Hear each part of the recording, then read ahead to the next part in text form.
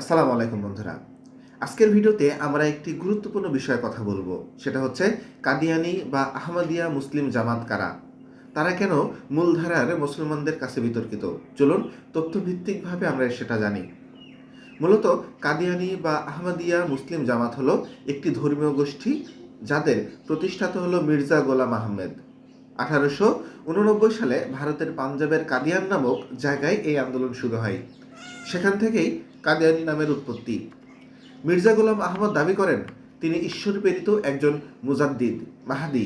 এমনকি কিছু অনুসারী তাকে নবী হিসাবেও মানে। এই দাবির কারণেই তাদের মতবাদ মুসলিম বিশ্বে বিতর্কের সৃষ্টি করে। ইসলামে মুসলমানদের সর্বসম্মত বিশ্বাস হলো নবী করিম সাল্লাল্লাহু আলাইহি সাল্লাম হচ্ছেন আমাদের শেষ নবী, তারপর আর কোনো নবী আসবে না। কিন্তু আহমদিয়া সম্প্রদায়ের একটি অংশ বিশ্বাস করে মির্জা গোলাম আহমদ উপনবী বা রূপক নবী ছিলেন। আর তাদের এই বিশ্বাসই মুসলিম উম্মার মধ্যে বড় মতভেদ তৈরি করে। বাংলাদেশ, ভারত, পাকিস্তান, মধ্যপ্রাচ্য সহ অনেক দেশের আলেমরা বলেন যে কেউ মোহাম্মদ সাল্লাল্লাহু আলাইহি সাল্লামের পরে নবী মানবে, ইসলামের মূল আকীদা থেকে তারা বিচ্যুত হবে।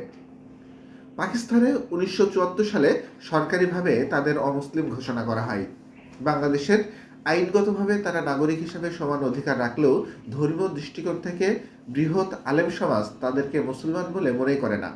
বন্ধুরা, কাদিয়ানি বা আহমদিয়া নিয়ে আলোচনা করতে হলে আমাদের উচিত তথ্যভিত্তিক থাকা এবং ধর্মীয় সংবেদনশীলতা বজায় রাখা। আপনি কি চান এ নিয়ে আরও একটি ভিডিও বানাই, যেখানে তাদের বিশ্বাস, ইতিহাস বা বিতর্কের বিস্তারিত তুলে ধরা হবে? যদি চান অবশ্যই কমেন্ট করে জানিয়ে দিবেন। ধন্যবাদ। আল্লাহ হাফেজ।